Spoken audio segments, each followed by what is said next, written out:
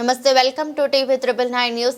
భద్రాద్రి కొత్తగూడెం జిల్లా బూర్గంపాడు మండల పరిధిలోని సారపాక గ్రామంలో ఉన్నటువంటి గోదావరి నదిలో అక్రమంగా ఇసుక దుండగులు భారీ మిషనరీతో అర్ధరాత్రి 2 గంటల సమయంలో ట్రాక్టర్లో ఇసుక లోడ్ చేసుకుని వేల రూపాయలకు సమీపంలో ఉన్నటువంటి కట్టడాలకు తరలిస్తున్నారు. దీనిపై స్థానిక అధికారులు మరియు జిల్లా స్థాయి మైనింగ్ జిల్లా కలెక్టర్, జిల్లా ఎస్పీ వెంటనే స్పందించి అక్రమాలను అరికట్టి వారిపై పీడీఎట్ కేసులు నమోదు చేశారు. మళ్లీ ఇటువంటి చర్యలకు పాల్పడకుండా చూడాలని ప్రజలు వాపోతున్నారు.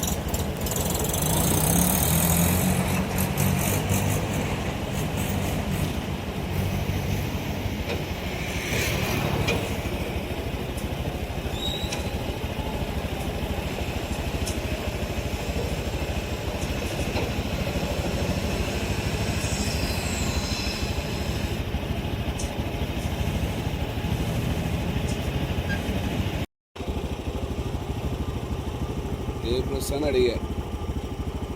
మీరెవరు?